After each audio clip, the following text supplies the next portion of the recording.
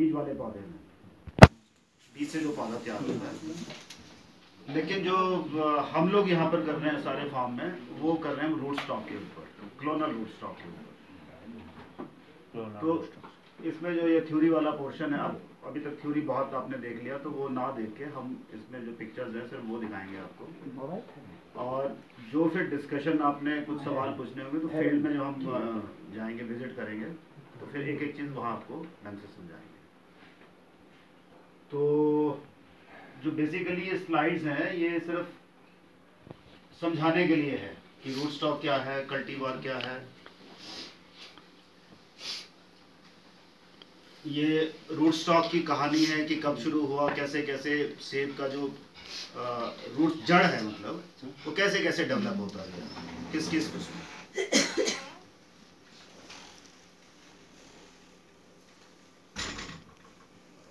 ये डिफरेंट तरह के रूट स्टॉक हैं। इसमें सबसे ऊपर जो ड्वार्फ, सेमी ड्वार्फ, विगरस, मतलब 3 किस्म के होते हैं। एक सबसे छोटा जिसमें बौना पौधा बनता है, एक इसमें मध्यम किस्म का पौधा बनता है, और एक बनता है इसमें जिसमें बड़े पौधे तैयार होते हैं हमारे। तो तीनों में जो एक फ़र्क होता है कि जितना बौना पौधा होगा उसमें जो फल की क्वालिटी है वो ज़्यादा अच्छी बनती है। और अपनी अपनी अलग अलग कंडीशंस में हमारे जो सॉइल है, क्योंकि पहाड़ी एरिया है ना, कहीं पानी है कहीं पानी नहीं है, कहीं मिट्टी हमारी चिकनी है, क्ले सॉइल है, कहीं मिक्स है, कहीं सैंडी लूम है। तो अलग अलग हिसाब से, मतलब ये पूरी एक इसकी स्टडी करनी पड़ती है, और उस हिसाब से हम तय करते हैं कि कौन सा रूट स्टॉक किस जगह सूट करता है। तो ये रूट स्टॉक की वैरायटीज हैं सारी। ये हर रूट स्टॉक का साइज, सबसे पहले जो उस तरफ देख रहे हैं सबसे बड़ा पौधा बनता है सीडलिंग का। उसके बाद ये अलग अलग रूट स्टॉक हैं, 106, M26, M9, M9 और M27। वो सीडलिंग जो लिखा है ना आपने सबसे लास्ट वाला बड़ा वाला, वो तो सीड से उगाया गया है ना? सीड, उसमें वो ग्राफ्टेड तो नहीं है ना? नहीं, ग्राफ्टेड है। कोई भी पौधा बिना ग्राफ्ट के नहीं हो सकता। सीड से पहले बीज से पौधा तैयार होगा, 1 साल के बाद उसको अगले साल ग्राफ्ट करेंगे। जो भी हमारे को उसमें वैरायटी लगानी है, जो भी वैरायटी। उसका रूट स्टॉक क्या है? इसका सीड है, बीज है, उसका बीज है। और इनका क्लोन, इसको क्लोनल रूट स्टॉक बोलते हैं। थोड़ा सा मैं आपको बता देता हूँ, इसमें जो बीज से पौधा तैयार होता है वो हमें पता नहीं होता कि वो किस पौधे से के फल से वो बीज आया है। तो वो जो बीज आया है, हो सकता है उस पौधे में बहुत सी बीमारियां हों, उसमें बहुत से वायरसेस हों, तो उसका पता नहीं होता हमें, हम सिर्फ उसको लगाते हैं। लेकिन जो क्लोनल रूट स्टॉक, जिसको हम दूसरे, जो इसके अलावा दूसरे हैं, इन सब के बारे में हमें पता होता है कि ये वायरस फ्री है कि नहीं है, जैसे नर्सरी से आता है। दूसरा, इसकी क्षमता क्या है, पैदावार की क्षमता क्या है इसकी, वो इसके बारे में पता होता है। इसके बारे में ये भी पता होता है कि इसमें बीमारी लग सकती है तो कौन कौन सी बीमारी लग सकती है। तो एक जो पौधा है उसके बारे में हमें पूरा समझ लो कि पता होता है, रूट स्टॉक। लेकिन सीडलिंग के बारे में कोई पता नहीं होता। आपने पौधा लगा दिया, आज की डेट में लगा दिया, तो 10 साल के बाद वो फल देगा। 10 साल के बाद वो कैसा फल देगा, उसमें रेगुलर फल आए, फसल आएगी कि नहीं आएगी। हो सकता है कि वो 4 साल में एक बार ही फल देता हो। जीन है ना, जेनेटिक्स, उसकी जो, जिसको हम वंश बोलते हैं पीछे से, हो सकता है उसके जो मदर स्टॉक रहा हो वो वैसे ही देता हो परफॉर्मेंस उसकी। तो इसलिए सीडलिंग और रूट स्टॉक में ये फर्क होता है। अच्छा, ये सीडलिंग और फल में जो बीज होता है उससे तैयार उगाया गया पौधा है, उसमें ग्राफ्ट कर दिया है 1-2 वर्ष के बाद, ओके है ना? और इसको सीड लेने का जो क्लोनल है, इसको आप कैसे प्रोडक्शन करते हो? क्लोनल रूट स्टॉक कैसे निकालते हैं? क्लोनल रूट स्टॉक, ये जो कहानी जो मैं पीछे बता रहा था, ये लगभग आज से 100 साल पुरानी कहानी है। तो 100 साल पहले जो रिसर्च हुई जो इसके ऊपर, वो हुई इंग्लैंड में। तो जितनी मालिंग सीरीज है, मालिंग के नाम से आता, मालिंग 9, मालिंग 26, मालिंग 7, मालिंग 4, और उसके बाद थोड़ा सा और लेट चले जाओ 25-30 साल के बाद, क्योंकि मालिंग में कुछ बीमारियां आती थी। तो दोबारा वहाँ के साइंटिस्ट ने काम करना शुरू किया कि इस बीमारी को हम कैसे कंट्रोल करें। तो सबसे जो एक बीमारी थी वो थी वुली एफिड, वो लगता है ना वुली एफिड लगता है, लोग जानते होंगे, तो वो लगता था उसमें। तो इंग्लैंड के ही 2 रिसर्च स्टेशन रहे, उन दोनों ने मिलकर फिर काम किया जॉइंटली, और मालिंग मर्टन के नाम से सीरीज निकाले, MM सीरीज के नाम से निकली। उसमें जो रूट स्टॉक निकले 106, 111, तो उसमें वुली एफिड नहीं लगता, वुली एफिड रेजिस्टेंट है वो। कौन सा? मालिंग मर्टन MM सीरीज के जो रूट स्टॉक है, MM 106 और 111 जो हमें सूट करते हैं हमारे पहाड़ों के। नोटमै छ BSc को नोटमै नोटमा छ नि सुन्न दिनुस् न, तपाईले नोटमा छ भनेर हुन्छ, उनीहरुले बुझ्दैन नि कुरालाई। नवीनजीलाई भने हुन्छ। अच्छा, उसके बाद क्योंकि रिसर्च होती गई, हिंदुस्तान में सेब के ऊपर कोई रिसर्च नहीं हुई। जितनी रिसर्च हुई या अमेरिका में हुई या यूरोप में हुई। यूरोप में हुई 1945 के बाद, या हुई इंग्लैंड में। सबसे पहले हुई इंग्लैंड में, उसके बाद हुई अमेरिका में, उसके बाद हुई यूरोप में। तो ये दो सीरीज निकली। तो इसी के दौरान 1925 और 30 के बीच में मर्टन एक जगह है, वहाँ पर जो रिसर्च स्टेशन था, उन्होंने एक मर्टन के नाम से निकाली। वो आज की डेट में हिमाचल में बहुत लग रहा है, M793। वो बहुत प्रोडक्टिव नहीं है, लेकिन वो रीप्लांट के लिए उसको अच्छा माना जाता है, इसलिए यहाँ पर उसको लगाते हैं रीप्लांटेशन। क्योंकि जब भी एक जगह हम पौधा सेब का बगीचा लगाते हैं और 25-30 साल के बाद उसको बदलना हो, तो उसमें नीमाटोड्स और कई प्रॉब्लम हो जाती है। M793, लेकिन वो वर्ल्ड में, पूरे विश्व में कहीं नहीं लगता। वो सबसे पहले 1930-40 में लगना शुरू हुआ वो ब्राजील में, उसके बाद साउथ अफ्रीका में, और कुछ पोर्शन न्यूजीलैंड का, और चौथी कंट्री जो है उसके लिए हिंदुस्तान। लेकिन पूरा जो वर्ल्ड है इसको अच्छा रूट स्टॉक नहीं मानता है, क्योंकि ये सीडलिंग की तरह है, लगभग सीडलिंग की तरह। ये रीजनरेशन के लिए बेस्ट है, नहीं, रीप्लांटेशन। बेस्ट ऐसे नहीं बोल रहे हैं, ये बोल रहे हैं कि ऐसी मान्यता। अच्छा, मानते हैं सर। लेकिन क्या होता है कि जब आपने रीप्लांटेशन करनी हो, पहले क्या होता था कि हम उसी खेत में बीज लगा देते थे, तो वो बीज ही नहीं पनपता था, चलता ही नहीं था। या पौधा लगाते थे छोटा सा 2-3 फीट का, लेकिन आज के डेट में जो नर्सरीज है वो 8-8 फीट के पौधे देती हैं। तो जब 8 फीट का पौधा लगाओगे, और हमने सोचा है कि हमने 12 फीट का पौधा बनाना, तो 4 फीट बड़े आराम से कवर कर लेता है पौधा, ठीक है ना। तो आज की डेट में वो प्रॉब्लम नहीं है, लेकिन फिर भी रिसर्च चलती गई, अमेरिका में और रिसर्च हुई, और जिनेवा के नाम से जो G सीरीज नीचे निकली है, ये सबसे लेटेस्ट सीरीज है। हाँ, ये G65, G11, 41, 214, 935, G30। दूसरी सीरीज है, सबसे लेटेस्ट है, रूटिस्टा की दूसरी सीरीज है। ये M से अच्छा वाला है। ये तीसरी सीरीज है, चौथी सीरीज है। सबसे पहले मालिंग, फिर मालिंग मर्टन, फिर सिर्फ मर्टन, और उसके बाद G सीरीज। लेकिन इसके साथ साथ और जगह भी रिसर्च, जैसे रशिया में भी हुई, तो बदोवस्की के नाम से उन्होंने कुछ निकाला। वो इंडिया कश्मीर में EMLA सीरीज, एमला सीरीज, वो एमला वो वही चीज है जो मालिंग है ना। मालिंग और MM सीरीज क्या हुआ कि जब ये होते होते इनको 50 साल हो गए, तो इसमें वायरसेस हो गए काफी। तो ईस्ट एमला का मतलब है ईस्ट मालिंग लॉन्ग एस्टन सीरीज। तो उन्होंने उसको उस M9 को अंदर ले जाके उसको वायरस से आइसोलेट किया उसको, फिर जो निकाला वो एमला 9 के निकाला।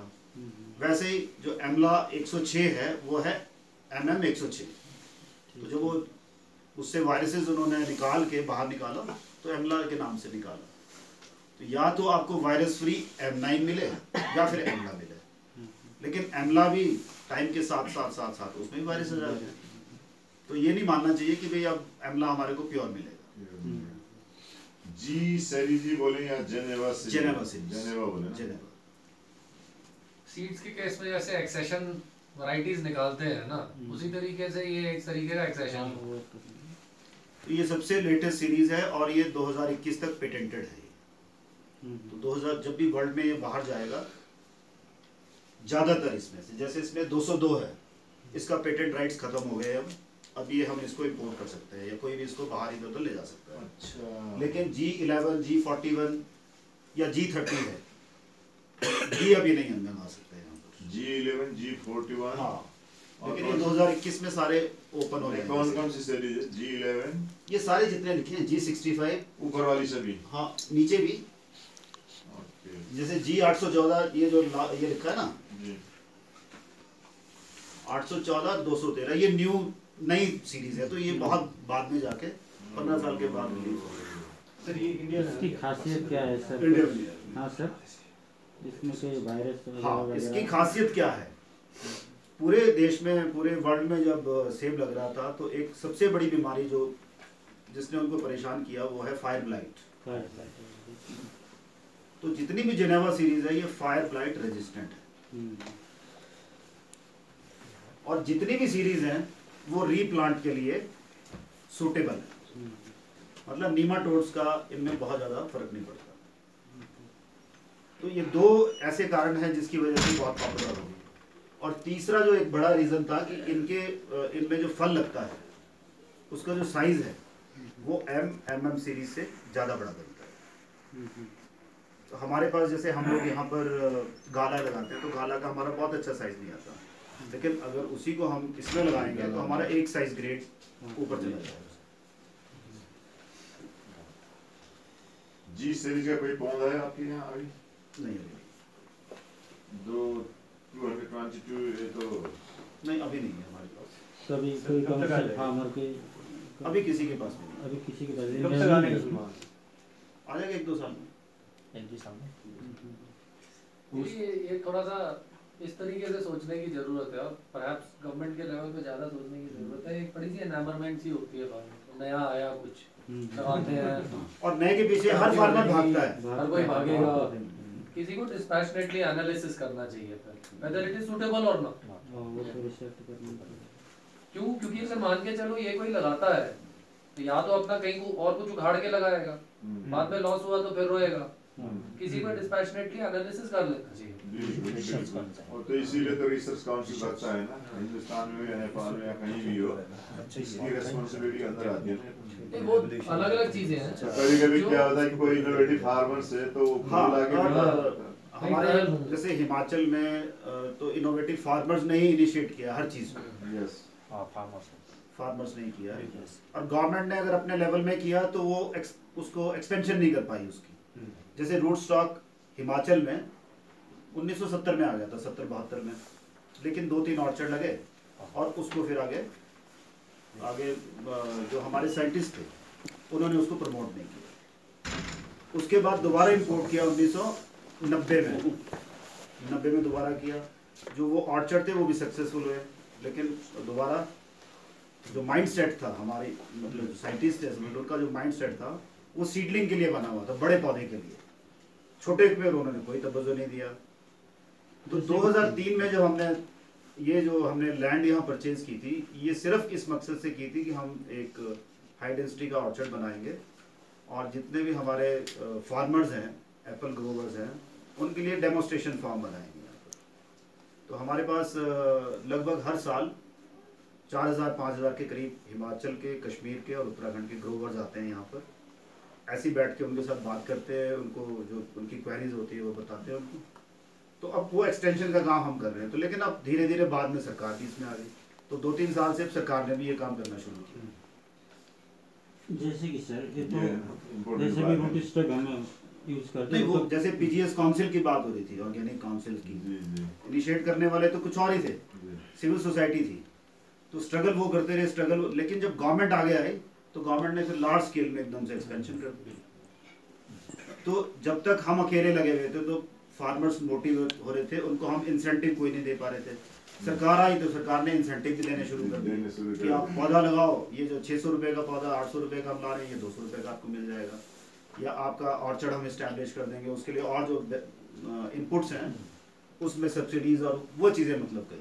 अच्छा, इसका मतलब ये हुआ कि गवर्नमेंट ESDP को टेक्नोलॉजी है हाई डेंसिटी का, वो करने से पहले आपने कर लिया। हाँ जी, हाँ जी, है ना? हाँ। इनोभेटिभ फार्मर सरकारले पछि एसडीपी भनेको बाक्लो लगाउने कि बिरुवाहरू, उहाँले एउटा उत्सुक किसान, उत्कृष्ट किसानले के गर्यो भन्दाखेरिमा पहिले त्यो पढेर अब विभिन्न न्युजबाट हेरेर पहिले लगायो। अहिले जस्तै यो युवराज गुरुङले गर्यो, हिमाली प्रोजेक्टले गर्यो भने हल्ला आउँछ नि सानो सानो, यति करोडको बेच्यो, फलानालाई लगेर गयो भन्ने कुरा चाहिँ उहाँले पहिले गरिसकेको रहेछ। त्यसले गर्दा सरकारभन्दा बलियो देखिनु भयो। एक बात पूछना, आपने पहले ही बताया था एक बात, जो मेलिंग MM G सीरीज जो भी है इसका रूट स्ट्रक्चर करने में वायरस फ्री होता है और ये जानते हैं कि उसमें वायरस है या नहीं, आगे इसमें कोई डिजीज दिखाई देगा या नहीं, ये जो फाइंड आउट करने की कोई ऐसा जो टेक्नोलॉजी है जो फार्मर्स लेवल में ऐसा कुछ नहीं है, फार्मर नहीं कर पाएगा। देखो ऐसा है कि हमने डिसीज रेजिस्टेंट प्लांट का पता करना है, मान लो तो हमें पॉली हाउस में कंट्रोल्ड कंडीशन में 10,000 पौधे लगाने पड़ेंगे, लगा दिए हमने 10,000, और हमने देखना है कि वुली एफिड रेजिस्टेंट कौन सा है, तो वुली एफिड को वहाँ पर डालना पड़ेगा अंदर। अब 10,000 में से अगर 2 प्लांट सर्वाइव करते हैं तो वो वुली एफिड रेजिस्टेंट है, फिर उनकी प्रोपेगेशन होगी, उनका मल्टीप्लिकेशन होगी, फिर दोबारा उनका एनालिसिस होगा कि वाकई में वो रेजिस्ट कर रहे हैं कि नहीं कर रहे हैं। तो वो सारे तरीके ऐसे वायरसेस के जो वायरसेस ओनली रेसिस्ट की बात भी नहीं है, दूसरे प्रोडक्शन की बात भी होनी चाहिए उसी के साथ साथ। ओवर पीरियड ऑफ टाइम पता चलता है ना, ट्रायल्स पे ट्रायल्स होते रहते हैं, एक के बाद 2 या तीसरी जनरेशन में जाके पता चलता है। इसीलिए तो कह रहे हैं कि भेड़चाल ये सारी जो है ना ऑब्जर्वेशन है, ऑब्जर्वेशन के ऊपर निर्भर है सब। तो ऑब्जर्वेशन भयो, यदि आफूलाई डाउट लाग्यो शुरू में जब एक रूट स्टॉक निकला होगा नया तो उसके लिए 25 साल लगे होंगे, वो एकदम से फैसला नहीं हो सकता उसको, 25 साल है, फिर उसकी कंसिस्टेंसी, हर साल उसकी प्रोडक्टिविटी कैसे आ रही है, तब जाके कुछ डाटा तैयार होता है। नहीं जो पिछले जो इटली से जो मिलाया था नहीं, करोड़ों में जो मिलाया था वो सारे वायरस थे, वो वहाँ से वायरस चेक होके नहीं आते थे वहाँ क्या? बहुत सी ऐसी एक्चुअली ऐसा होता है कि ये भी धंधा भी होता है ना, तो इंडिया में भी मिडल मैन बैठे हैं, इटली में भी मिडल मैन बैठे हैं, उनकी मेंटेलिटी भी वैसी है, हमारी मेंटेलिटी भी ऐसी है। फिर वो वहाँ का जो आदमी है वो सस्ता पैसा कमाने के चक्कर में सस्ता मटेरियल लेते हैं, जब वो सस्ते के लिए जाएंगे तो वो हो सकता है इटली से ना खरीदें, फ्रांस से ना खरीदें, बेल्जियम से ना खरीदें, फिर उसके लिए जैसे टर्की है या उसके लिए ग्रीस है, ग्रीस का टर्की का मटेरियल यूरोप में नहीं लगता, वो बाहर भेजते हैं उसको, क्योंकि वो पैरामीटर फुलफिल ही नहीं करते। अब यहीं पर अगर आप देख लें तो हमारा जो कश्मीर है, कश्मीर के जो भी रूट स्टॉक आता है, जो सीडलिंग आता है, उसमें बीमारियां बहुत होती हैं, लेकिन फिर भी जो नर्सरी वाले हैं वो लाते हैं, बेच देते हैं आगे।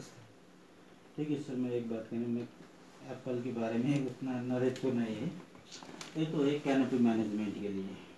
हाँ नहीं, ये अभी सिर्फ आपको साइज और वो बता रहे हैं। ठीक है, आगे बता रहे हैं।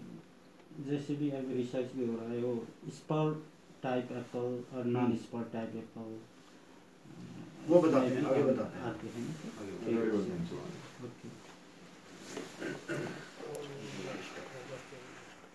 ये तो वही चीज़ है कि भी हम कहाँ पर वर्ल्ड की उसमें कहाँ है, ये हमने अपने हिंदुस्तान को रख के वो बनाया है कि हमारी जो प्रोडक्टिविटी है, क्योंकि हम लोग सीडलिंग पे बीज वाले में काम कर रहे हैं ना, बीज वाले में काम कर रहे हैं, और मेन जो हमारा कल्टीवार है यहाँ पर वो है रेड डिलीशियस। रेड डिलीशियस है, विश्व में रेड डिलीशियस बहुत कम है, तो एक तो वो कारण है कि हमारी प्रोडक्टिविटी कम है, दूसरी हमारी जो मॉडर्न टेक्नोलॉजी है वो हमने यूज़ नहीं की, इसलिए हम बहुत पीछे हैं। बाकी अगर कंट्रीज का देखो, अब न्यूजीलैंड सबसे टॉप में है। क्या ये बॉक्स में ये है पर बॉक्सेस में कैलकुलेशन है, पर हेक्टेयर 12.5 बीघा में इतने बॉक्सेस निकालते हैं एवरेज। कितना एक बॉक्स में केजी और लगभग 1 हेक्टेयर 22 किलो का बॉक्स, 22 किलो का बॉक्स, 22 को मल्टीप्लाई कर दो इसके साथ, 5000 किलो निकलता है आपके यहाँ, 5400 किलो, 5000 केजी पर हेक्टर। हमारे कुछ बगीचे जो है हिमाचल में वो बहुत प्रोडक्टिव हैं, लेकिन बहुत से ऑर्चर्ड हमारे ऐसे हैं जो एब्सेंटीज लैंडलॉर्ड के हैं, उन्होंने ले रखे हैं और कोई ध्यान नहीं देते हैं और वो बंजर पड़े हैं। लेकिन रिकॉर्ड में, रेवेन्यू रिकॉर्ड में वो भी हमारे पास ऑर्चर्ड है, एप्पल ऑर्चर्ड है, बगीचा है, इसलिए। लेकिन हिमाचल की जो यील्ड है वो और कम है, ये 275 है इंडिया की, और इंडिया में सबसे ज्यादा सेव होता है कश्मीर में, तो कश्मीर में निकलते 480 बॉक्स, हिमाचल में निकलते हैं 155 बॉक्स। 155 155। ये तो ज्यादा ही कम है ना। प्रोडक्टिविटी के हिसाब से देखें। हाँ, हमारी देख लो 1,06,000 हेक्टेयर लैंड है आज की डेट में। 1,06,000 हेक्टेयर लैंड एप्पल कल्टीवेशन में है और इस साल लगभग 2.5 करोड़ बॉक्सेस निकले हैं। अगर आप इसको निकालें तो ये इतना ही आएगा। और ये जो है ये तो हमने डाटा लिया है जो यति फरक छ यूएसडी की रिपोर्ट है। जो इंडिया की रिपोर्ट है वो ये बोलती है जम्मू कश्मीर हिमाचल प्रदेश 1.9। 2001 इसके बाद तो कम ही हुआ है, सेब कम हुआ है इसके बाद, कम हो सेब बढ़ा नहीं है। हिमाचल में 1.9 मेट्रिक टन ओनली। ये सिग्निफिकेंट डिफरेंस होने की क्या है ये इसके और जम्मू में 10। इसके पीछे क्या है? जम्मू और हिमाचल की जो कौन सी वैरायटी का डोमिनेंस? नहीं, वहाँ डोमिनेंस नहीं, वहाँ एक्चुअली जो क्लाइमेटिक कंडीशन वो बहुत अच्छे हैं। हाई रेंज वहाँ है ना ये एरिया? नहीं, फ्लैट लैंड, हाई अल्टीट्यूड और फ्लैट लैंड, और वो एप्पल के लिए बहुत सूटेबल है। यहाँ जो हमारी टेरेन है वो ऐसी टोपोग्राफी हमारी अच्छी नहीं है बहुत।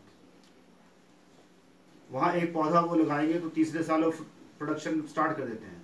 हम एक पौधा लगाते हैं तो 8 साल लग जाते हैं, 7-8 साल लगते हैं। क्यों ये रूट स्टॉक की वजह से क्या है? नहीं, रूट स्टॉक की वजह से नहीं, बहुत सारे कारण होते हैं, मिट्टी, सॉइल फर्टिलिटी, झीलम का पानी, क्या बोले हम।